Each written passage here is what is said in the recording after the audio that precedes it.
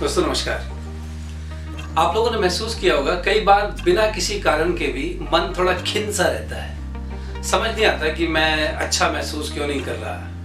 और आपने ये भी देखा होगा कि कई बार हम बिना किसी कारण के भी बहुत अच्छा महसूस करते हैं। तो देखिए, अच्छा कभी कभी महसूस करना और कभी कभी अच्छा महसूस ना करना बड़ा नेचुरल तो है, लेकिन कई लोग दुर्भाग्यवश सिर्फ इसी इंतजार में रहते हैं कि जिस दिन मैं अच्छा महसूस करूंगा तब कुछ अच्छा करूंगा।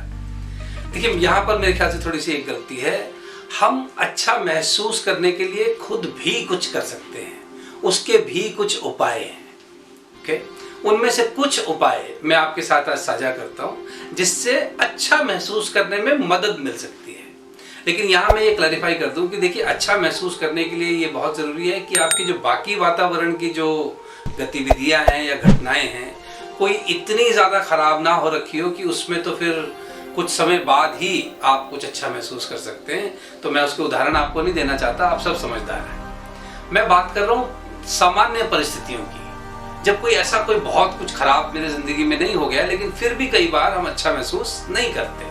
ओके, तो बजाय इसके कि मैं वेट करूं कब मेरी उमंग तरंग खुद ब खुद वापस आएगी और तब मैं अपने जीवन को ढंग से जीना शुरू करूंगा, इससे अच्छा ये है कि हम अपना इस फीलिंग का जो कंट्रोल है वो कुछ अपने हाथ में लें। तो इसके लिए मैं आपको 6 उपाय बताना चाहता हूँ। 6। ओके, आपको ये 6 के 6 करने की जरूरत नहीं है। जो आपको अच्छा लगे वो आप इस्तेमाल करें। अगर आप इसको ऑलरेडी इस्तेमाल कर रहे हैं, बहुत ही अच्छी बात है। ओके, तो ये 6 में से जो पहला है मेरा आपको सुझाव वो ये है कि आप अपने रूटीन में थोड़ा मी टाइम इंक्लूड कीजिए। मी टाइम का मतलब स्वयं के लिए समय, स्वयं को समय। देखिए, स्वयं के लिए समय और स्वयं को समय से मेरा मतलब ये है कि रोज अपने साथ कुछ समय लगाइए। ओके, देखिए वैसे तो हम सारा दिन अपने साथ रहते हैं, लेकिन ये थोड़ा एक्सक्लूसिव लगाइए जिसमें सिर्फ आप अपने ही साथ हैं। अर्थात कोई परिवार का सदस्य नहीं, कोई मित्रगण नहीं, कोई कार्य क्षेत्र का व्यक्ति साथ में नहीं, कोई टेलीविजन नहीं, कोई सेल फोन नहीं, नो इंटरनेट। बस 20 मिनट अपने साथ। उस 20 मिनट में आप पढ़ सकते हैं, आप कुछ लिख सकते हैं, आप व्यायाम कर सकते हैं, आप अपने विचारों का मनन चिंतन सोचने का काम कर सकते हैं, जो भी करना चाहें। अच्छा, आप अपने आप को ऑब्जर्व कर सकते हैं। तो 20 मिनट लेकिन कृपया सिर्फ और सिर्फ अपने साथ बिताइए। इसका बहुत फायदा होता है विचारों की क्लैरिटी लाने में, कम्युनिकेशन को इम्प्रूव करने में, कॉन्फिडेंस बिल्ड करने में। तो इसके बहुत फायदे हैं। तो पहला सुझाव मी टाइम। Second, morning time. देखिए, बहुत जरूरी है कि आप और मैं जो सुबह का समय है उसका समुचित उपयोग करें, उसका सदुपयोग करें। देखिए, ज्यादातर लोग जो सुबह का समय है, जब मैं सुबह का समय कह रहा हूं तो मेरा मतलब है 5 बजे के बाद का समय, सुबह 5 बजे के बाद का समय। ज्यादातर लोग सुबह के समय को भरपूर इस्तेमाल नहीं कर पा रहे, जिसके कारण वो एक डिफरेंट तरीके की लथार्जी, सुस्ती, अवसादवाद, वो लो एनर्जी और बहुत सी चीजें फील करते हैं। सुबह जल्दी उठिए। आप बचपन से ये सुझाव सुन रहे होंगे, आपके दादाजी, बड़े बूढ़े सब लोग आपसे कहते हैं सुबह जल्दी उठो, सुबह जल्दी उठो। अच्छा, हम लोग क्या होता है कि जब तक एक पर्टिकुलर उम्र के होते हैं ना, हमको लगता है कि ये सिर्फ बूढ़े लोगों को ही, क्योंकि इनको नींद ढंग से नहीं आती इसलिए सुबह जल्दी उठते हैं और दूसरों को भी उठने के लिए कड़कड़ करते हैं। लेकिन देखिए, पहले मुझे भी ऐसा ही लगता था, लेकिन सुबह का जो समय है उसमें आप देखें नेचर की जो रिदम है वो बिल्कुल डिफरेंट होती है बाकी सारे दिन से। अच्छा, हिंदुओं में तो ये कहा जाता है कि जो सुबह का जो प्रातः काल है वो देवताओं का काल है। अच्छा, आप देखिए हमारे इस्लाम में भी सुबह की पहली नमाज सुबह 5, साढ़े 5 बजे पढ़ी जाती है। गुरुद्वारे भी सुबह 5 बजे खुल जाते हैं, मंदिर भी सुबह 5 बजे खुल जाते हैं। तो इसका मतलब क्या है कि सभी धर्मों के लोगों ने एक सीक्रेट पता किया हुआ है कि जो ब्रह्म मुहूर्त है, जो सुबह का समय है, वो सेल्फ डेवलपमेंट के लिए, आत्म विकास के लिए सबसे बेस्ट समय है। अच्छा, वैसे भी देखिए उस वक्त अगर आप धार्मिक एंगल से ना भी देखें, उस समय पर देखिए ज्यादातर दुनिया सोई हुई है, तो आपको डिस्टर्ब करने वाले लोग हैं नहीं। आपके ऊपर कोई फोन का प्रेशर नहीं है, कोई ईमेल का प्रेशर नहीं है, राइट? तो आप उस सुबह के समय का प्लीज सदुपयोग करें। देखिए, मैं आपसे नहीं कह रहा हूं कि आप 4 बजे उठिए, 5 बजे उठिए, वो अगर आप कर लें तो बहुत ही अच्छा है। आप जानते हैं ना, आजकल एक किताब भी है 5 AM क्लब, उसमें डेटा दिया गया है कि कैसे कामयाब लोगों में जो एक समानता पाई गई है कि वो सुबह जल्दी उठते हैं। ओके, इसके कारण उनका जो टाइम मैनेजमेंट है और उनकी जो प्रोडक्टिविटी है वो बाकी लोगों से बहुत बेहतर होती है। अब इसका मजाक पहले मैं भी करता था, मैंने भी बहुत लोगों से सुना है कि जी सुबह तो हमारे दूध बेचने वाला भी उठता है, अखबार फेंकने वाला भी उठता है, तो उसके जीवन में तो कोई क्रांतिकारी परिवर्तन नहीं आ रहा।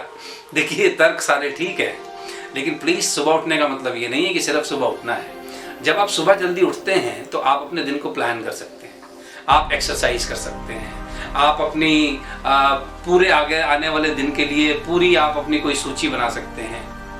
ओके, और इस टाइम पर क्योंकि आपके पास एक्सक्लूसिव होता है और बाकियों का प्रेशर नहीं होता, तो आपकी प्रोडक्टिविटी ज्यादा होती है। ओके, तो कृपया मॉर्निंग टाइम का सदुपयोग करना शुरू कीजिए। You will start feeling good, और आप देखेंगे आपके पास दिन में आपको लगेगा कि वाह, आज तो टाइम ही टाइम है। आप कहीं लेट नहीं होंगे, अपॉइंटमेंट्स मिस नहीं होंगी, हाफ्ते नहीं पहुंचेंगे कहीं पर। ओके, और आप जहां भी पहुंचेंगे तैयारी के साथ पहुंचेंगे, क्योंकि आपने सुबह का समय का सदुपयोग किया है। मेरा ये वीडियो अगर वो लोग देख रहे हैं जिनको सुबह जल्दी उठने में दिक्कत होती है, मेरी आपसे क्षमा प्रार्थना है जी, मैं इसके खिलाफ नहीं बोल सकता। सुबह जल्दी उठना बहुत जरूरी है। आप इसको करके देखिए, अगर आप इसको 15 दिन करिए, अगर आपको ठीक ना लगे तो कोई बात नहीं, आपको कोई ज्यादा देर सोने की आदत आप भूल तो नहीं जाएंगे, वो तो आप बाद में भी कंटिन्यू कर सकते हैं। लेकिन एक 15 दिन का एक चेंज कीजिए। आप जितने बजे भी रोजाना उठते हैं उससे प्लीज आधा घंटा पहले उठिए। अगर आप ऑलरेडी 5 बजे उठ रहे हैं तो फिर तो प्लीज कंटिन्यू, लेकिन अगर आप वही हैं जो साधारण लोग होते हैं 7 साढ़े 7 बजे वाले, तो आधा घंटा पहले उठिए, और हो सके तो वो जो मी टाइम की एक्टिविटीज हैं वो सुबह के समय कर दीजिए। ऑलराइट, तो पहला मैंने आपसे कहा me time, second morning time, third M जो आपको अच्छा फील करने में, मूड को ठीक रखने में मदद कर सकता है, वो है म्यूजिक।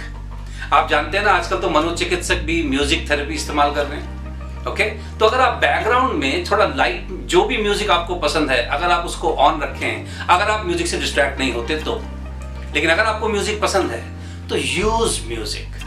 ओके, म्यूजिक से आपकी ब्रेन वेव्स को शांत रहने में, पीसफुल महसूस करने में मदद मिलती। जैसे मुझे जब कभी थोड़ा मोटिवेशनल सेशन करना है तो मैं अपबीट म्यूजिक सुनता हूँ उस सेशन को करने से पहले, तो उससे आदमी उस फ्रेम में, उस जोन में एंटर कर जाता है। अगर आप सोना चाहते हैं तो आपको एक थोड़ा स्लो वाला म्यूजिक आप यूज कर सकते हैं ताकि you can drift into sleep. So music एक बहुत अच्छा टूल है आपको अच्छा फील कराने के लिए।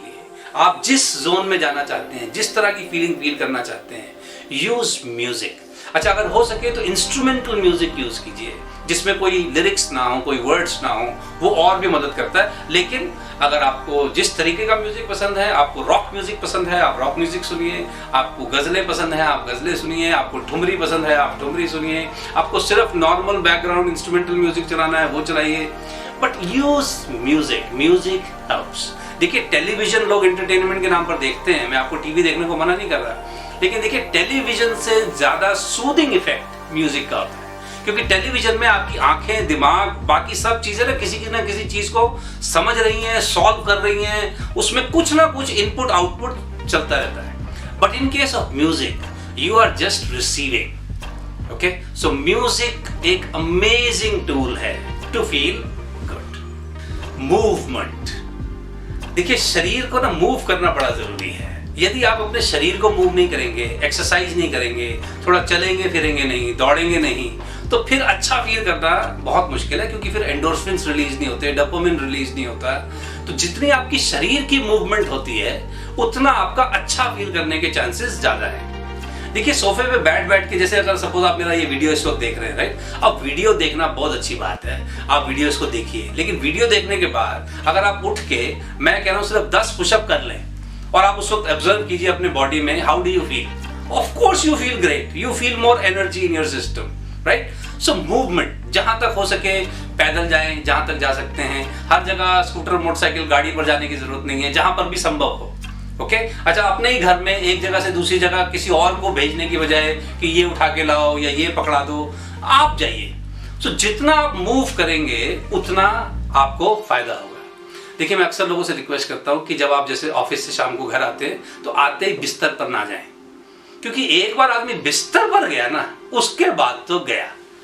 वो अटल बिहारी वाजपेयी साहब की वो लाइन मुझे बहुत अच्छी लगती है। वो कहते हैं, पहले तो आदमी कंबल को पकड़ता है, फिर कंबल आदमी को पकड़ लेता है।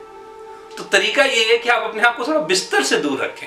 अगर आप काम कर रहे हैं लैपटॉप वगैरह पे, तो बिस्तर पे ना करें, कुर्सी पर बैठ के करें, टेबल पर करें, लेकिन बिस्तर पे ना करें। अच्छा, बिस्तर पर भोजन ना करें, कम से कम भोजन करने के लिए डाइनिंग टेबल तक या टेबल तक उठकर जाइए। ओके, सो मूवमेंट जितना हो सके शरीर को मूव कीजिए, उससे आपको अच्छा महसूस होगा। ओके, खाली बैठ के अच्छा सोचने से अच्छा महसूस नहीं होगा। नेक्स्ट एम इज मेडिटेशन, ध्यान लगाना। देखिए, आजकल बहुत सी तरह के एप्स उपलब्ध हैं जो आपको गाइडेड मेडिटेशन कराते हैं। देखिए, आपको वो ब्रेथ पर ध्यान देने वाला मेडिटेशन अच्छा लगता है, आप वो कीजिए। आपको किसी एक ऑब्जेक्ट पर ध्यान लगाकर बैठना अच्छा लगता है, आप वो कीजिए। आपको किसी पर्टिकुलर ध्वनि पर ध्यान केंद्रित करके अच्छा लगता है, आप वो कीजिए। अच्छा, और तो और कई लोग ऐसे भी होते हैं जिनको खाली बैठकर आंख बंद करके मेडिटेशन करने का मन नहीं करता, तो उनके लिए डायनामिक मेडिटेशन हैं, जिसमें आपको अपने शरीर को हिलाना होता है, एक पर्टिकुलर तरीके की मूवमेंट करनी होती है, एक पर्टिकुलर तरीके का म्यूजिक चल रहा होता है। तो वो डायनामिक मेडिटेशन हैं जिसमें आप बॉडी को यूज करके बॉडी को हिलाते हैं आप, और आप ध्यान लगाते हैं। तो बहुत जो आपको अच्छा लगता हो, बट कम से कम 5-10 मिनट कम से कम प्लीज मेडिटेट जरूर करें। और देखिए, me time, morning time, music, movement, meditation, इन 5 से अगर फिर भी कोई अच्छा महसूस नहीं हो रहा और लगातार आप फिर भी लेथार्जिक महसूस कर रहे हैं, जबकि जीवन में ऐसा कोई खास बड़ा नुकसान नहीं हो रखा है, तो इसका मतलब साफ है कि हो सकता है फिर थोड़ा शारीरिक रूप से हमें कुछ मेडिकेशन की जरूरत हो सकता है कुछ विटामिन का लेवल डामाडोल हो रखा हो। तो 6th M in that case will be medication। जैसे आपने देखा होगा, कई बार विटामिन B12 की कमी के कारण आदमी बड़ा लेथार्जिक महसूस करता है, बड़ी सुस्ती सी महसूस करता है। विटामिन D की कमी के कारण शरीर में दर्द महसूस होता है, हड्डियों में दर्द महसूस होता है। तो विटामिन C कम हो जाए तो गला खराब रहता है। तो बहुत सी चीज़ों के विटामिन डेफिशिएंसी के कारण भी कई बार हम अच्छा फील नहीं कर रहे होते। लेकिन आजकल अच्छी बात यह है, चाहे आप योगा का इस्तेमाल करें, ताकि कुछ प्राणायाम, कुछ ब्रीदिंग एक्सरसाइज करें, कुछ आसन होते हैं जिनसे आप अपने शरीर में ये विटामिन की डेफिशिएंसी को दूर कर सकते हैं, या आप अपने आहार में चेंज करके इन विटामिन की डेफिशिएंसीज को दूर कर सकते हैं, या अगर ये सब आपसे नहीं होता तो आप उसके लिए कोई मेडिसिन, चाहे आयुर्वेदिक, एलोपैथिक या जो भी मेडिसिन आपको सूट करती है, उस तरीके की मेडिसिन लेकर के आप अपने शरीर में ये जो विषमता आ गई है, जो कमी आ गई है किसी पर्टिकुलर विटामिन की, उसको दूर कर सकते हैं। तो मेरे अनुसार अपने अच्छा फील करने को हम इस भरोसे ना छोड़ दें कि जब अपने आप अच्छा महसूस होगा तब हम कुछ अच्छा करेंगे। हम अपने अच्छा फील करने को डिजाइन भी कर सकते हैं। Try this out.